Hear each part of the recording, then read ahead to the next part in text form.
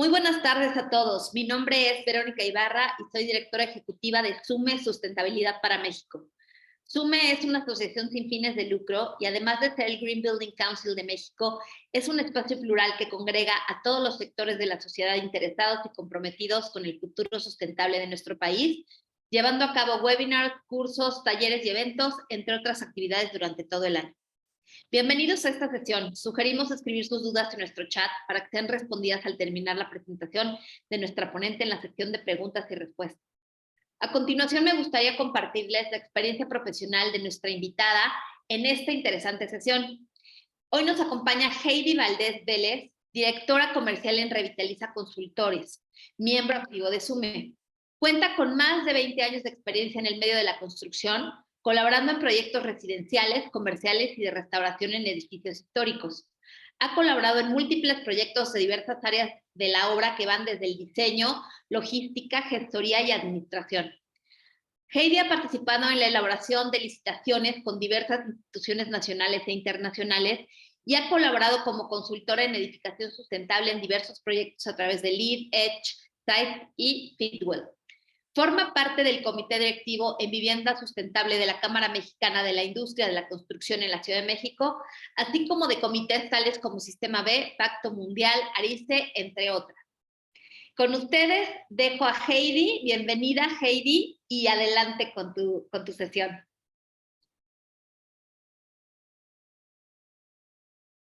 Hola, muchísimas gracias. Muchas gracias, Vero, por la presentación. Y pues muy buenas tardes a todos. Un gusto estar aquí y pues compartirles todos estos temas que pues la verdad siempre están ahí, pues los tenemos presentes, pero pues no profundizamos nunca en ellos. Y en esta ocasión les estaré hablando de los pilares de la sustentabilidad. Y pues es inherente que tenga que mencionar la crisis climática. Para nadie es desconocido que todo el mundo está sufriendo pues estragos importantes desde tormentas extremas, sequías, inundaciones y demás, ¿no? Entonces, esta parte es importante que la abordemos porque la separación del lugar donde deberíamos estar a donde estamos pues es muy grande. Entonces, hemos visto que el cambio climático ha tenido esta repercusión principalmente en la temperatura global y como podemos ver en esta gráfica, pues si no hacemos acciones estratégicas, pues esto no va a parar y el 1.5 grados que tenemos en la mira, pues probablemente no sean suficientes. Para empezar, yo quisiera pues abordar pues qué es la sustentabilidad, porque todo el tiempo estamos hablando de la palabra, pero como que no tenemos claro pues lo que conlleva, ¿no? Y la sustentabilidad es satisfacer las necesidades del presente sin comprometer la habilidad de las futuras generaciones de cumplir sus necesidades. Pero ¿de dónde viene esto? Evidentemente, el término de sustentabilidad es nuevo, es reciente, o sea, no es algo que haya surgido ayer. Y pues aquí quería mostrarles una evolución del desarrollo sustentable, sin entrar en temas académicos. Quería platicarles más o menos cuál ha sido el antecedente y pues surge desde 1972 en las Naciones Unidas, cuando tuvo esta conferencia del ambiente humano, es donde surge pues el concepto, pero fue hasta 1987 con este artículo de Our Common Future, donde surge pues ya el concepto como tal y empieza a desarrollarse. Sin embargo, fue en la conferencia de 1992 de Río donde los tres pilares de la sustentabilidad se ponen en evidencia, se ponen de manifiesto, y estos son el económico, el social y el ambiental. Y hablando de esta conferencia, yo quiero recomendarles la intervención de Fidel Castro, que a pesar de que es una figura polémica y yo no quisiera hacer un juicio ad hominem, más que nada que le escuchen, se lo recomiendo, está en YouTube, y habla pues sobre esto, ¿no? Sobre el cambio climático en aquel entonces. En 2012, en la conferencia de Río, fue donde se empieza a hablar del cuarto pilar, que es la gobernanza.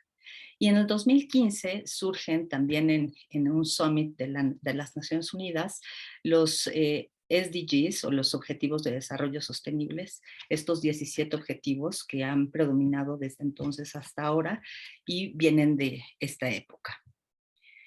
El Triple Bottom Line, que también así se conoce, es aquel que abarca esta parte social, económica y ambiental.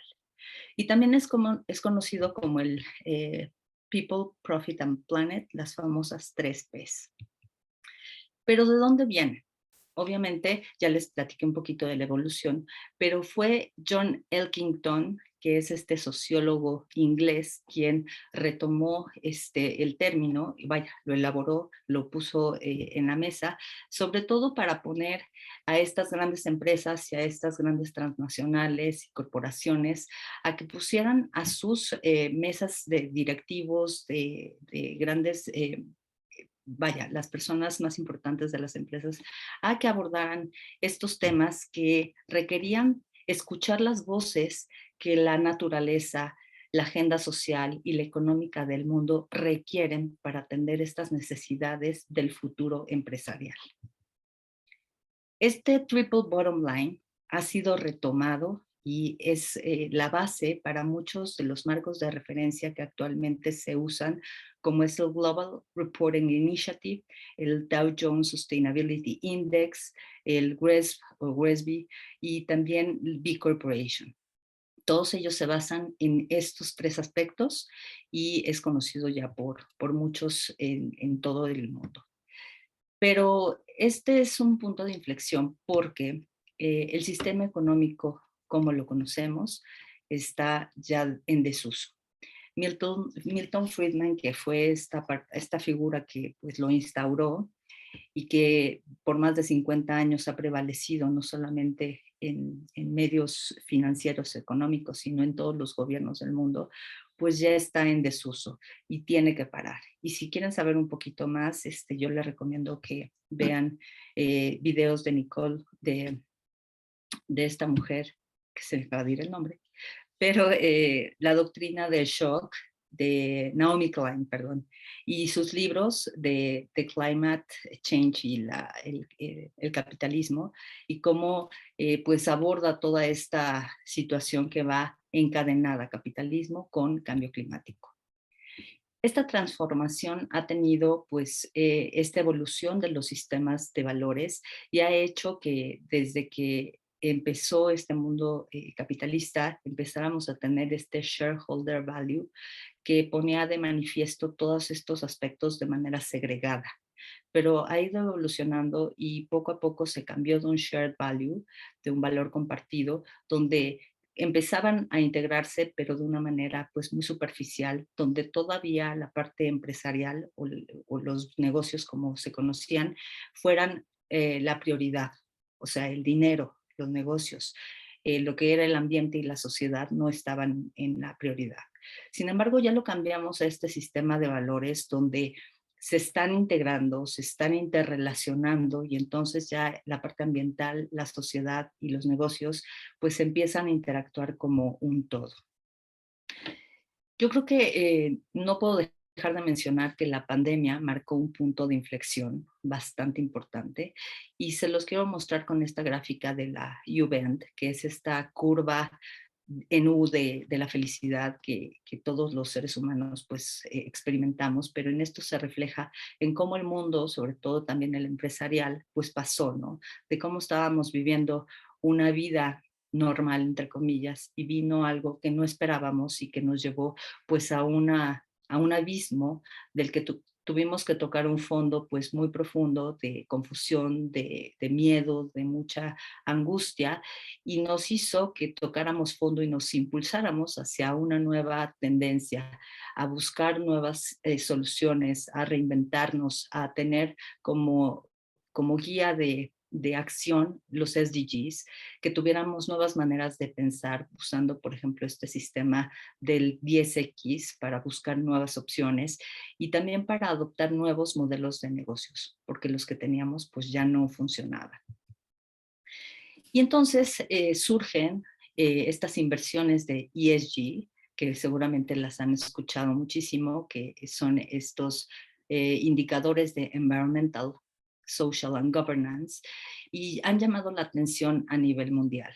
Ya habían estado como en el medio desde hace algunos años. Sin embargo, este momentum que nos dio la pandemia hizo que se pusieran sobre todo pues de manifiesto y fuera una prioridad para las empresas, y estos también están evolucionando continuamente.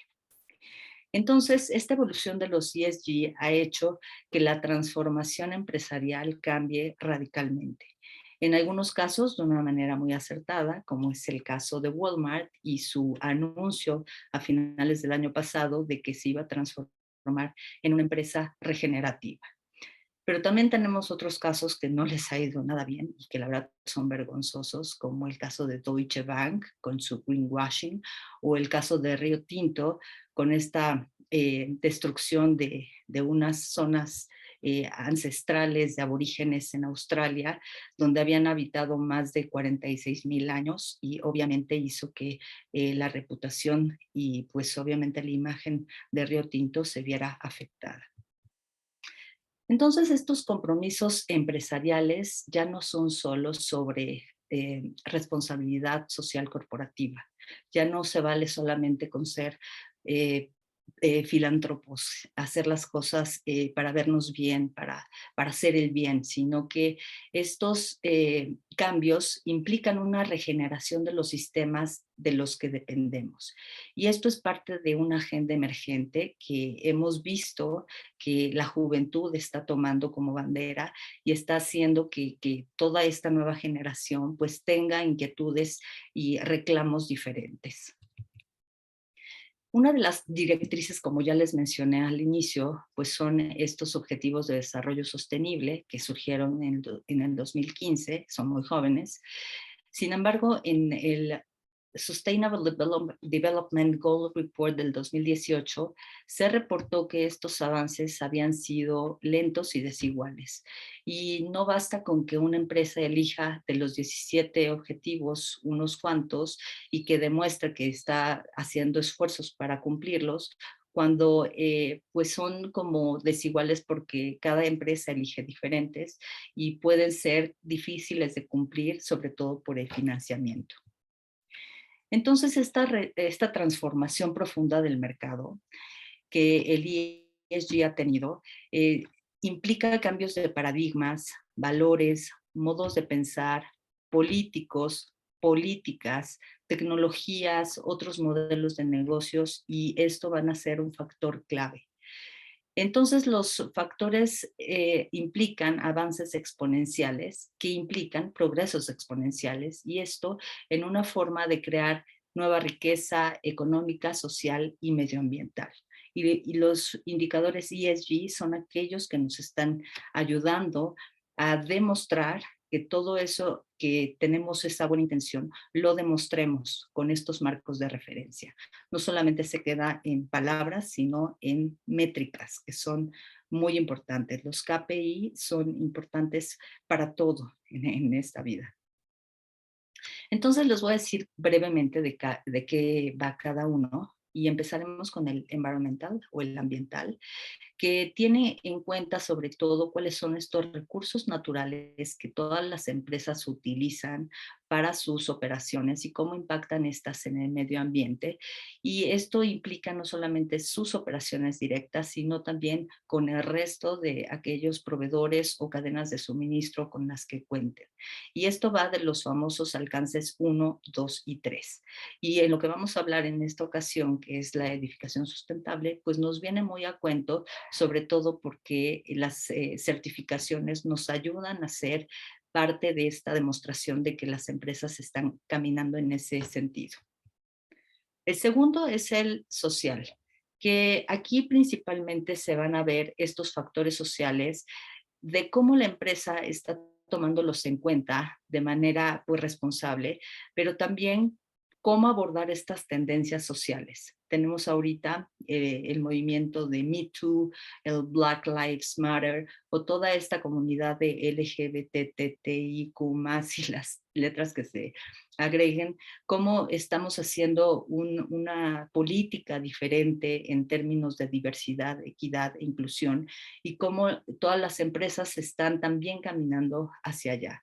Y por supuesto que también las certificaciones que ayudan en la parte ambiental también ayudan en esta parte, porque con estos marcos de referencia que ellos manejan, pueden ayudarles a las empresas a delinear estas políticas y hacer estos esfuerzos e implementaciones de una manera muchísimo más fácil.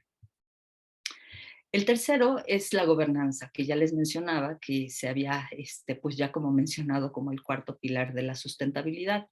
Y en esta parte tenemos estas acciones que ya las partes de administración, estos comités directivos, estos accionistas y todas las partes interesadas van a empezar a trabajar, a formular políticas que puedan hacer que todos estos esfuerzos se implementen desde las altas pues, direcciones, ¿no? Para que pueda irse alineando todo hacia estos indicadores que tenemos que demostrar. No basta con que tengamos la buena intención de proveer mejores salarios o mejores políticas de equidad, si no vienen pues instauradas desde lo más alto de cada una de las empresas. Entonces, dirán esto cómo tiene relación con edificación sustentable, que es parte de lo que nosotros trabajamos en nuestro día a día, sobre todo si nos dedicamos al medio de la edificación que ha cambiado completamente de la edificación tradicional a lo que estamos viviendo ahora en México con, por ejemplo, con LEED, que es nuestro, en el caso de Revitaliza, nuestro core business. Y pues bueno, una de las principales cosas que nos ha ayudado a hacerlo es este pensamiento sistémico. Y es una de las primeras palabras que voy a estar repitiendo mucho porque es muy importante. Y pues remontando, y este es un spoiler de los cursos para LEED que damos en Revitaliza, quisiera recordar que es un sistema. Seguramente se acordarán de nuestras clases en la primaria o en la secundaria, donde veíamos que un sistema es un conjunto de elementos o partes que interactúan entre sí y forman un ente complejo para servir un propósito o función en particular. Y esto es muy simple. O sea, el mismo planeta está formado por sistemas. Los mismos 4 elementos, tierra, agua, aire y fuego, tienen que interactuar entre ellos, no pueden coexistir uno sin el otro, al igual que el cuerpo humano. Nuestro cuerpo también está formado por todos los sistemas, el digestivo, el auditivo, el nervioso y demás, y todos están interactuando unos con otros. Entonces, en el caso nuestro, que es el de la edificación, también funciona de esa misma manera, con sistemas abiertos, que el sistema abierto es aquel donde hacemos la extracción de la materia prima, hacemos la producción, vamos a la tienda, nosotros lo compramos, lo usamos y lo desechamos, y ahí se queda. Sin embargo, tenemos también estos sistemas cerrados, donde pasa todo esto, pero en lugar de irse a la basura ese producto que ya usamos y desechamos, lo vamos a reintegrar al ciclo, haciendo que éste vuelva a tener otra vida útil. Y a esto le llamamos el enfoque de ciclo de vida.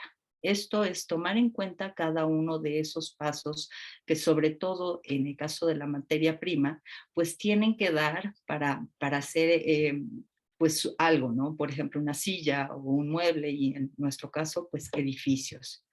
Y para nosotros en la construcción, este ciclo de vida empieza desde el prediseño, el diseño, la construcción, la operación y mantenimiento, la remodelación y renovación y la demolición o reuso. Hay muchísimos ejemplos de edificios eh, que actualmente tienen 100, 150 o muchísimos años. Nosotros en Revitaliza certificamos en operación y mantenimiento de LEED el Palacio del Ayuntamiento hace muchos años, un edificio que tiene 500 años, desde el siglo XVI, y sigue operando. Entonces, lo que más hay en el mundo son edificios existentes, y esta es una de las maneras en las que podemos seguirle dando uso a un elemento que va a estar pues ahí por muchos, muchos años. Entonces, uno de los grandes pues regalos que tenemos de esta parte del diseño sustentable es el proceso integrado. Pues lo surgió por Bill Reed and the Seven Group, que hicieron esta propuesta para hacer una parte de planeación diferente, donde los sistemas de los edificios estuvieran integrados. Aquellos diseñadores, aquellos inversionistas, el dueño del edificio, todos los que interactúan y los que participan en un proceso constructivo estuvieran trabajando juntos desde el principio. Y esto ayuda muchísimo porque sabemos que en la construcción tradicional cada uno trabaja de una manera separada y a la hora de que se inaugure el edificio, pues vienen todas las fallas, ¿no? Entonces, aquí tratamos de que desde el inicio, desde antes del diseño esquemático, empecemos a trabajar en lo que se llama el anteproyecto o diseño conceptual y que nos empecemos a integrar y a comunicar todas estas inquietudes. A lo mejor esta tubería cruza con la mía, entonces hagamos una solución ahorita antes de que nos demos cuenta más adelante y pueda ser más costosa. Entonces esto nos ha ayudado a que durante todo el proceso de diseño, construcción y ya de la operación del edificio, pues todo funciona de una manera muchísimo más eficiente y muchísimo mejor. Entonces vamos a cambiar el problema yo le llamo el síndrome del yo-yo, de que yo voy a estar siendo como el protagonista, a interactuar con los demás para buscar una solución como nosotros. Entonces, pues después de todo esto, ¿qué nos depara el futuro? O sea, ya hemos estado trabajando en esto, la edificación sustentable no es nueva, pero si comparamos los años que tiene el planeta a cómo hemos estado construyendo en los últimos años, pues sean 30 o 50 años, pues son la verdad bien poquitos años y nos quedan muchísimos por delante. Entonces, uno de los grandes desafíos en el mundo empresarial y de las inversiones es que debemos poner en la agenda inversiones de impacto, hacer inversiones donde sí valga la pena. ¿Y esto cómo lo podemos hacer? Es a través de la regeneración. Y esta es la segunda palabra que voy a estar repitiendo constantemente. Esta regeneración debe estar cambiando tanto en la regeneración social, en la ambiental, en la política, en la económica, y esto va a acelerar el proceso para que las futuras generaciones las tomen y la pongan en su propia agenda para nuestro futuro conjunto. La gente está despertando, está concientizándose ante esta crisis o este caos o este colapso climático que estamos viviendo. Y esto es derivado por dos factores. Es una adicción al carbón, a los combustibles fósiles y sobre todo al dinero. Aquí les muestro un número enorme que la verdad no sé ni cómo leerlo, pero son las inversiones que los 60 bancos más grandes del mundo han estado haciendo durante los últimos 6 años en combustibles fósiles, en esta industria que es inmensa y que es la principal causante pues de todas estas emisiones que nos están dando estos resultados del caos climático. ¿Cómo podemos hacer para cambiarlo? Pues tenemos que hacer acciones conjuntas. Y actualmente la guerra que estamos ahorita pues atestiguando, aunque esté a muchos kilómetros de distancia, que es la guerra de Ucrania, nos ha perjudicado incluso hasta acá. Si ven sus recibos del gas, podrán ver que en estos últimos meses los recibos empezaron a subir sus costos del gas y nosotros que estamos hasta acá, pues tenemos ese efecto. Europa ni se diga, la gasolina en Estados Unidos está por los suelos y eso también nos está impactando. Eso es la consecuencia de vivir en un mundo globalizado. Entonces, los factores que podemos tomar en cuenta para afrontar esta crisis climática son 3. La responsabilidad como motivación de que hemos hecho todas las cosas mal y que podemos estarlas haciendo mejor en los mercados y en los negocios. La resiliencia, que a través de estos sistemas tradicionales que se están debilitando, podamos hacer una transición empresarial más acelerada. Y la regeneración, en aras de asegurar una resiliencia a largo plazo en todos los sistemas que se deben invertir, en los que valgan la pena invertir. Entonces, ¿cómo podemos transformarnos de la sustentabilidad a la regeneración? Pero por supuesto que antes que nada tenemos que ver qué es regeneración.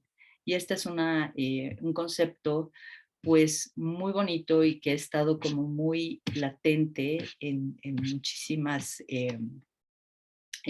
muchísimos foros, porque es como lo que le pueden llamar el quinto pilar de la sustentabilidad. Y la regeneración, según el diccionario, es el acto de dar nueva vida a algo que se ha degenerado con el fin de restaurarlo o mejorarlo. Entonces, ¿qué se puede llamar como regeneración sustentable? La regeneración sustentable entonces implica que debemos tomar medidas para reparar lo que se ha destruido. Esto principalmente sabemos que es por causas antropogénicas, o sea, por la actividad humana, o sea, por nosotros. Y entonces, ¿cómo debemos hacer acciones para mitigar estas consecuencias del cambio climático? Y sabemos que es un reto mayúsculo, eh, tenemos mucha prisa, hay políticas que están instauradas para cumplirse al 2030 y nos quedan 7 años. La verdad es muy poco tiempo, pero tenemos la obligación de acelerar esto porque pues estamos viviendo en el mismo espacio, respirando el mismo aire y lo que no haga uno pues le va a perjudicar al otro. Y eso también en términos de países. O sea, ¿cómo podemos hacer que todos podamos participar de manera responsable en este cambio de políticas públicas? Y también les recomiendo esta intervención que tuvo Gustavo Petro en la ONU recientemente y también en la CELAC, donde dice cosas bastante fuertes, pero bastante ciertas, ¿no? Esta adicción que tenemos por los combustibles fósiles y por el dinero nos están llevando a la situación en la que estamos ahora. Y si esas grandes corporaciones dejan de invertir, sobre todo estas mineras y estas grandes petroleras, en esos combustibles, pues podríamos revertir muchísimo más rápido, pero ese es el reto. El que dejen de ganar dinero, pues no es un aliciente que les guste, ¿no? Entonces, la regeneración es un compromiso para reconciliarnos con la naturaleza y trabajar con ella para restablecer su equilibrio. Y este equilibrio que puede ser muy romántico, como diría Werner Herzog, que es este cineasta y documentalista espectacular, que también se lo recomiendo, que el equilibrio puede ser caótico, ¿no? Pero la naturaleza sí lo es. No podemos juzgar a una orca porque esté comiéndose a un delfín, porque se llama cadena alimenticia, ¿no? Entonces, incluso, aunque sea caótico, lo hemos desequilibrado. Entonces, ahora tenemos una serie de retos mayúsculos porque la devastación de la selva del Amazonas, las devastaciones de los bosques de Rumania, donde IKEA se surte de su madera para hacer sus muebles y repartirlos por todas sus tiendas en Europa, pues también están en la mira, ¿no? O sea, ¿cómo podemos dejar de hacer esto como lo estamos haciendo y buscar hacer un modelo de negocios diferente a través de bosques sustentables y hacer eh, estrategias de neutralización? Ahora todo ya se va a tener que reportar. El Parlamento Europeo hace pues unas semanas refirió que ya todos, o sea, las empresas chicas, medianas y grandes van a tener que reportar cuáles son su contabilización de gases de efecto invernadero. Entonces esto se tiene que hacer de manera pues muy formal, lo tienen que hacer público y eso va a hacer que tengamos que tener acciones inmediatas porque va a ser pues público y vamos a tener que decir tenemos 60 toneladas de CO2 equivalente, ¿cómo las estamos compensando? Lo que no sabemos es si haya lo suficiente en el mercado de carbono para compensar a todo lo que queremos. Pero bueno, para allá va la industria y lo que hacen los ESG es hacer estas métricas para que se pueda demostrar cuáles son todos estos números, que los números son lo que nos va a ayudar a poder caminar responsablemente y hacer esta transformación muchísimo más acelerada. Entonces, ¿cómo podemos cambiar de esta manera de pensar tradicional, capitalista, neoliberal, y como gusten llamarle, a una mentalidad regenerativa? Por supuesto que tendríamos que cambiar este control de daños a un pensamiento sistémico. Simplemente en la industria de la construcción actualmente sigue prevaleciendo la construcción tradicional y nosotros que participamos como Revitaliza en muchísimos proyectos, simplemente cuando entramos a una obra y vemos toda la parte de estrategias en obra LEED, que eso implica tener una obra limpia, ordenada, libre de polvo, la gestión de los residuos, ese parece un reto mayúsculo. Lo que tenemos que hacer es acelerar este cambio de pensamiento para que esas empresas tradicionales puedan transitar más rápidamente hacia pues hacia estas acciones. Hay normativas que ya lo están haciendo, ya en México las tenemos, en la Ciudad de México ya las tenemos, pero no son como todavía mandatorias y las empresas todavía no las siguen. Entonces, nosotros como consultores, como ingenieros, como arquitectos o como personas que estamos en la industria de la construcción, pues debemos hacerlo para incentivar que estas buenas prácticas no se vuelvan solamente buenas prácticas, sino que sean ya mandatorias y lo tengamos que hacer similar a otros países. ¿Cómo podemos hacer de la gestión de la sustentabilidad un diseño de posibilidades? ¿Cómo podemos abrir nuestro pensamiento y buscar nuevas maneras de mitigar y de hacer soluciones que puedan prevenir todo el daño que se está causando? ¿Cómo podemos pasar del menor daño a la adaptación?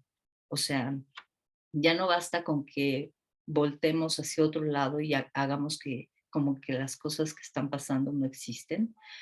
Tenemos que estar como ya conscientes de que aunque nos hagamos de la vista gorda, pues el daño sigue caminando, ¿no? Entonces, parémoslo, hagamos lo necesario para mejorarlo, pero juntémonos con especialistas para hacer todas estas estrategias. Vaya, varias cabezas piensan mejor que una y habemos muchos que estamos interesados en el tema y muchos especialistas que no solamente son ingenieros arquitectos, tenemos biólogos, sociólogos, antropólogos y una serie de personas que también están en la obra, que son personas de a pie, que también tienen ideas que podemos tomar. ¿Cómo podemos pasar del reparar a la interdependencia? Volviendo a lo mismo, o sea, trabajando todos juntos, estas acciones no pueden ser unilaterales, tienen que ser transversales, o sea, todos tenemos que estar contribuyendo conjuntamente a estas mejoras en todos los sentidos y en todos los niveles. ¿Y cómo podemos pasar de la emergencia a la mitigación? Evidentemente, si estamos viviendo en modo emergencia, pues evidentemente nada más vamos a estar apagando incendios. Y lo que necesitamos es abrir el panorama para ver cómo se pueden hacer acciones de manera diferente, ¿no? Y este es un cambio de paradigma que debemos transmitir a otras generaciones, a otras instancias, a otros sectores y poder trabajar nosotros junto con el resto de los sectores de manera conjunta. Y pues eso es lo que les quería compartir por el día de hoy. Y pues muchísimas gracias y pues me quedo con preguntas si tienen alguna que les haya quedado por ahí, con muchísimo gusto.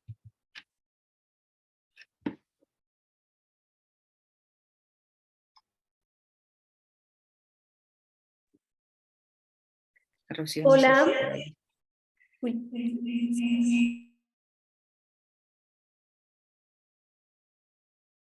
Creo que hay una falla técnica por ahí. Pero bueno, pues aprovecho para recomendarles estos autores y estos libros y estas webinars que también están disponibles en YouTube. Pueden explorar a Carol Sanford, que ha escrito muchísimo sobre regenerative business, el mismo John Elkington, Naomi Klein y muchísimos expertos que también están pues gritando todo esto para que la gente los escuche. Hola, vamos a iniciar con la sesión de preguntas. Joaquina miembro te dice que muchas gracias y si tendrás las referencias para compartir.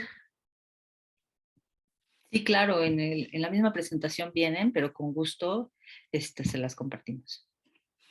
Bien, tenemos una pregunta. ¿Cuál es la situación en México con respecto a los ESG? Eso es muy interesante. Yo creo que en Latinoamérica estamos siempre como 3 pasos atrás, pero pues también ya está pasando, ¿no? Y como México está lleno de esta inversión de empresas transnacionales, en nuestro caso en Revitaliza, ya estamos trabajando con portafolios importantísimos, sobre todo la industria de las naves industriales, está teniendo un auge bárbaro. A partir de la pandemia, pues hubo un momentum y sobre todo se hizo más importante y más latente, sobre todo por el e-commerce, que en su momento pues todos estábamos encerrados y los que se vieron beneficiados fueron Amazon, Mercado Libre, todas estas empresas del tipo. Y entonces tuvieron que hacer centros logísticos. ¿Y dónde? Pues en México, porque pues uno, estamos cerca de Estados Unidos, dos, porque nuestra mano de obra es más barata, tres, porque es muchísimo más viable por la localización. Y entonces tenemos parques industriales en el norte del país, como en Tijuana, en Chihuahua, en Monterrey, en Guadalajara, donde están creciendo las naves industriales como palomitas. Entonces, estos grandes que están construyendo como locos, están buscando que todas sus naves estén certificadas. En nuestro caso, LEED, la verdad es un marco de referencia bastante integral, abarca muchísimos de estos aspectos que hemos hablado y sobre todo que tratamos de mejorar los edificios a través de su desempeño, ¿no? De la eficiencia energética, de ahora que tenemos que preocuparnos por la S, con estas certificaciones como Fitwel o Well, que se enfocan especialmente en el bienestar de los que van a ocupar esos edificios, ¿no? Desde cómo van a comer, qué van a respirar, cómo van a tomar el agua, qué calidad de agua van a tener.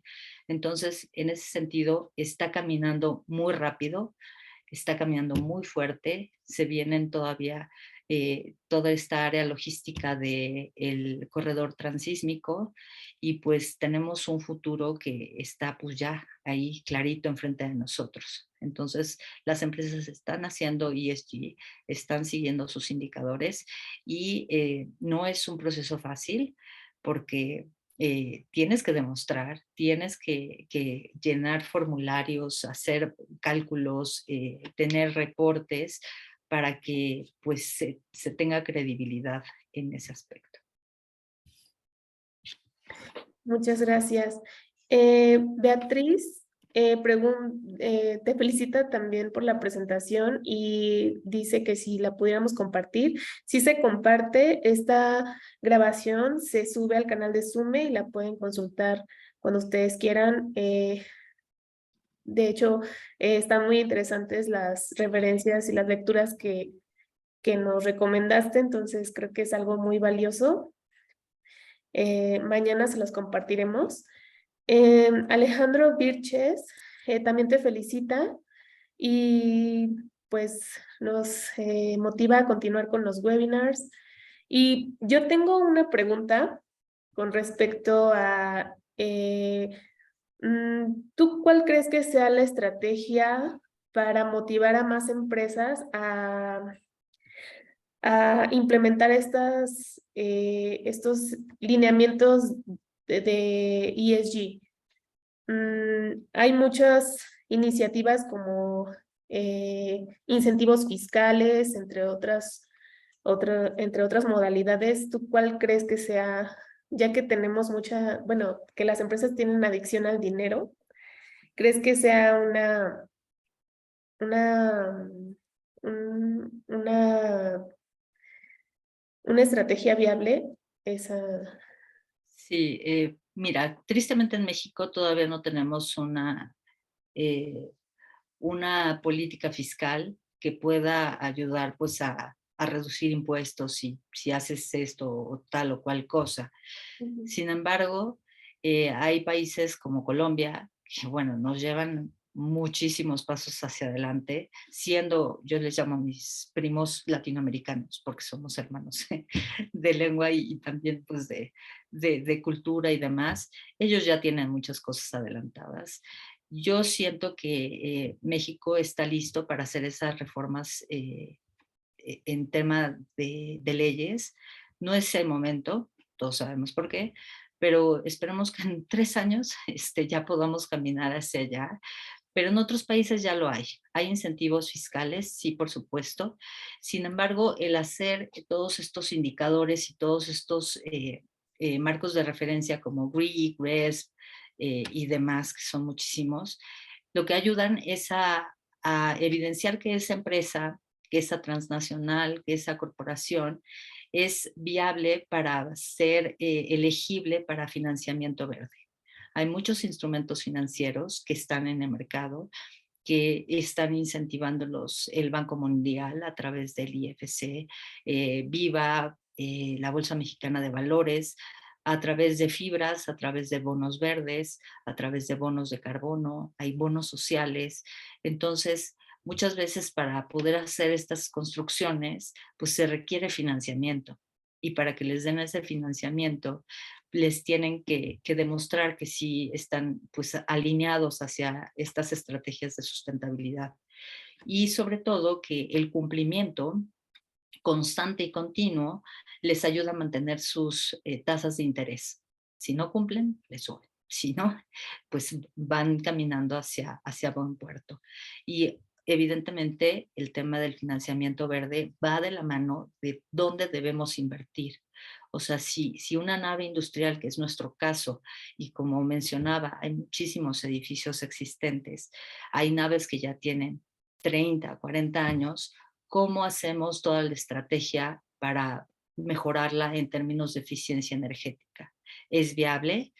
Y se pueden hacer pues estos mecanismos pues a lo mejor en fases para sus mejoras, pero es ahí donde importa, ¿no? Donde ponemos el dinero y cómo hacemos que estas low hanging fruit que le llaman sean redituables, ¿no? Porque hay cosas que son simples, o sea, ¿cómo podemos cambiar los muebles sanitarios? Hay sanitarios actualmente en edificios en México que son de 19 litros, cuando tenemos ya en el mercado WCs de 3, de 4 litros por descarga. 19 litros es una cubeta y siguen existiendo. Entonces, esas pequeñas mejoras son lo que hacen que el desempeño de un edificio, no solamente energético, mejore, sino también en el tema del agua. El agua es uno de los principales retos a nivel global. Tenemos el 5% de agua dulce y el resto es agua salada, son nuestros mares. Entonces, ¿cómo le vamos a hacer para crecer, ya que somos 8.000 millones de habitantes en el mundo? Entonces, hay que ser estratégicos, hay que hacer inversiones donde valga la pena pues, para poder seguir caminando. De acuerdo, muy de acuerdo en eso.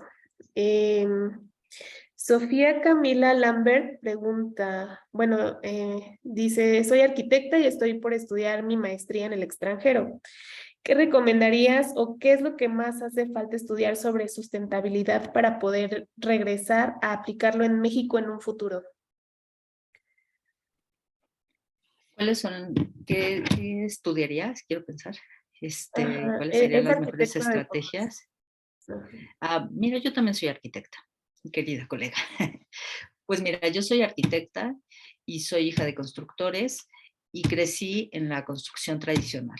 Entonces he visto todas aquellas, pues, áreas de oportunidad, por no llamarlas de otra manera, y he estado en el lado, pues, de los dinosaurios.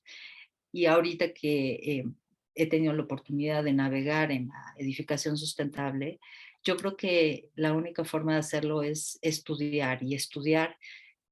Hay muchísimos diplomados en la UNAM, hay un diplomado en el que nosotros participamos sobre normativa y certificaciones sustentables. Muchísimas universidades ya están caminando hacia allá en temas de especialización, de maestrías, de diplomados. Las certificaciones como tal también es una excelente preparación. Yo diría que estudiar, por ejemplo, la credencial de LEED, la DGA de Green Associate, es un gran reto, no es nada fácil, pero la que sigue, la que es AP, que es el Associate Professional, es el triple de difícil. Entonces ahí te vienen muchos retos porque son cosas que en la escuela no te enseñan, no te dan una embarradita. Es como cuando los médicos no les dan clases de nutrición, y a mí me parece una locura. Pues a nosotros arquitectos, o al menos en mi caso y en mi generación, no nos hablaron absolutamente nada de sustentabilidad. Y pues tuve que irme formando, ¿no? Y obviamente acercándome a estos organismos como SUME para explorar qué hay de información y abrir mis horizontes y tener como esta inquietud de investigar qué está pasando en el mundo, qué está pasando en términos académicos también. Pero creo que hay una oferta enorme. Es cuestión de estar rascando, investigando, porque también se vale pues irse a estas eh, plataformas de educación. Tenemos de Harvard, de Stanford, de EDX, me parece que se llama, Udemy, Domestika y demás, y poquito a poquito alguna cosa te va a ir enganchando con la que sigue y te vas haciendo de un cúmulo de conocimientos que eventualmente te van a decir, bueno, quiero formalizar mi formación en esta parte, ¿no? Espero haberle contestado. Sí, sí, yo creo que hay mucha oferta actualmente en todas las universidades, ya sea públicas y privadas. Y aquí Joaquina Niembro dice que en la UP también tiene la especialidad en Dirección y Gestión del Medio Ambiente y el diplomado en ESG, por si alguien gusta Justo, hablarse del tema. justo, un saludo, Joaquina. Sí, sí, sí, también eh, también nosotros como Revitaliza, nosotros impartimos cursos de LEED, de modelado energético, eficiencia energética, te puedes echar un clavado, pero también en Sume puedes informarte y la verdad creo que muchos de los webinars están en su página de YouTube, entonces ahí también puedes explorar, porque esto es amplísimo. Es, como digo, como la medicina y especialidades para todo. Entonces, te vas a enamorar de alguna y pues por ahí puedes empezar tu camino. Y al contrario, muchas felicidades por ya estar inquieta en este tema, ¿no? Y seguirte formando. Ok. Hay otra pregunta. ¿Cuáles son las estrategias de social en los ESG? A mí me encanta la S de los ESG.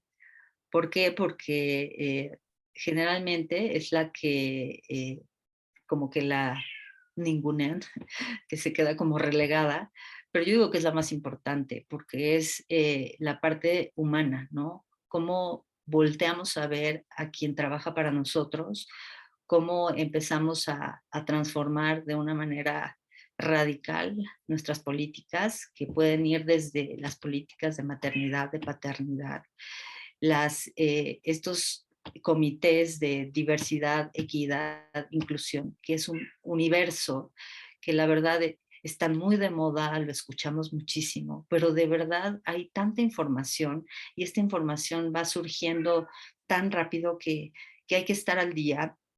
Hay que entender que también hay diseño inclusivo para nosotros los arquitectos, cómo podemos hacer nuestro diseño apto para personas con autismo, para personas con discapacidad, cómo podemos hacer nuestros espacios accesibles, cómo podemos tener esta noción de que los colores importan, las texturas importan, que podemos hacer espacios con señalización en braille, con guías táctiles.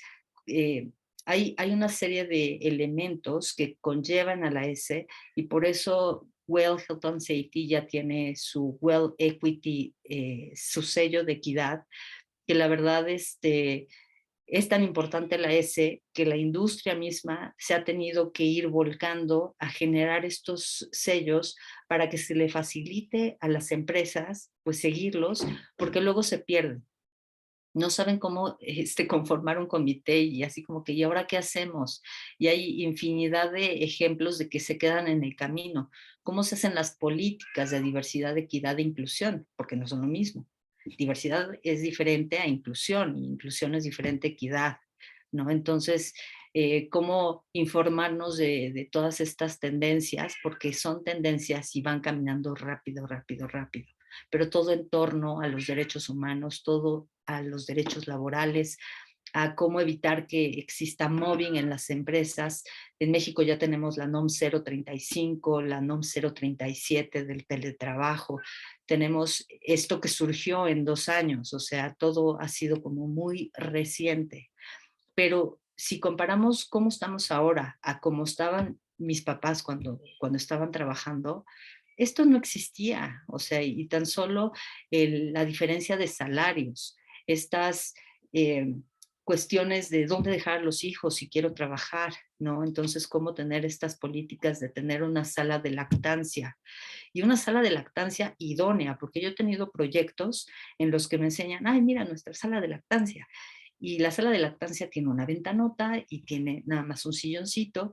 No, necesitan tener privacidad, necesitan tener un fregadero, necesitan un espacio que ya hay ciertas medidas pues que se tienen que cumplir, ¿no? O sea, hay muchos requerimientos y la gente, pues por buenas intenciones lo hace, pero no se los valen por buenas intenciones. Se tienen que hacer de una manera responsable y regulada. Ok. Tenemos una última pregunta de David Díaz. ¿Cuál sería una referencia apropiada para entender la comparación entre las certificaciones tales como EDGE, LEED y otras, tanto en costo de implementación, beneficios ambientales y aspectos que intervienen? Bueno, ya en el mercado hay un gran abanico de certificaciones en Latinoamérica, en México, sobre todo por la cercanía con Estados Unidos. LEED es la que ha tenido como más éxito, la que ha sido más flexible, la que ha sido más aplicable, sobre todo por su integralidad. Es lo que yo les decía, con las 9 categorías que LEED maneja, pues estamos hablando de sitios sustentables, de eficiencia en agua, de energía y atmósfera, de calidad del ambiente interior, de materiales y recursos. Nos enfocamos no solamente del interior del edificio, sino solamente sino también de cómo se va a desempeñar energéticamente en el agua y en la calidad de aire que las personas respiramos y cómo van a interactuar con el exterior.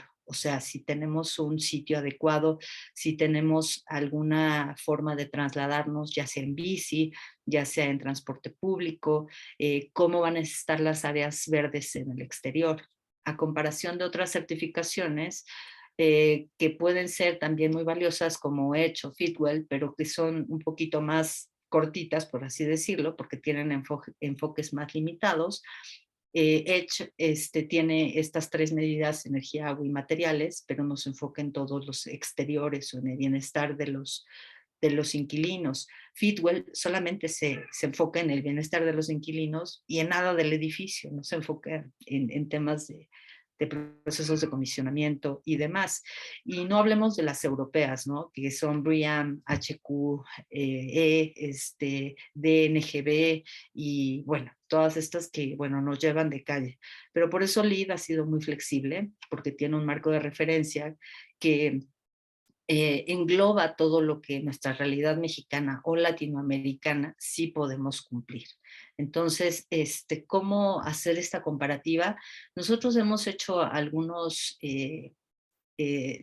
no me acuerdo si clases o webinars, porque yo he dado esa clase, pero no me acuerdo en dónde, no sé si con ustedes, y he hablado justo de cuál es la diferencia de unas con otras, y más o menos va en esa línea, ¿no? Que no quiere decir que exista una sola certificación que sea la que te pueda abarcar todo, porque no la existe. Habrán unas que enfoquen algunos aspectos. LEED es una de las que es muy completa, y otras que se tengan que complementar entre ellas, ¿no? Entonces, por ejemplo, el combo ahorita que nosotros trabajamos es LEED y WELL, porque LEED tiene toda esta integralidad hablando del edificio y del ambiente y de la calidad de muchas cosas, del desempeño de energía, de agua, materiales y demás, pero WELL se enfoca exclusivamente del individuo, del ser humano, de su salud, su bienestar. Se enfoca en qué va a comer el individuo que está trabajando en esa empresa, cuál es el tamaño del plato, cuál es el lugar para descansar, cuál es el espacio de arte, ¿no? O sea, tiene aspectos muy enfocados en el bienestar. Entonces, yo creo que la complementación entre certificaciones es buenísima y pues no queda más que explorar cada una de las páginas y pues estar atentos a lo mejor por aquí armamos otro webinar hablando justo de eso. Y pues si tienes alguna duda en específico, con todo gusto, pues puedes mandarme un mail y yo con gusto trataré de responderte. Muchas gracias, Heidi, por esta plática tan interesante sobre los pilares de la sustentabilidad. Y bueno, pues te agradecemos mucho tu tiempo, tus conocimientos, tu experiencia. Y pues los invitamos a todos a seguirnos en nuestras redes sociales para que puedan enterarse de nuestra oferta académica y de nuestras actividades para que se sumen a SUME. También les extendemos una invitación muy especial a nuestro evento Construyendo el Futuro, Foro de Acciones Climáticas, que se llevará a cabo del 22 al 24 de febrero en Torre Mayor. Aquí tienen el link también para poder ver nuestra página, para inscribirse. Ya quedan pocos lugares para que no se queden atrás. Y bueno, participarán también panelistas y expertos de nivel internacional, además de grandes empresas enfocados a un futuro más sustentable. Heidi estará por ahí también en nuestro foro, así que pues muchas gracias a todos y que tengan una maravillosa tarde. Gracias, Heidi. Al contrario, muchísimas gracias a ustedes, Verónica, Rocío, y pues a muchos conocidos que veo por el chat. Les mando un abrazo y espero verlos pronto. ¿No me escuchó? Espero que sí me haya escuchado. Muchísimas gracias. Nos vemos.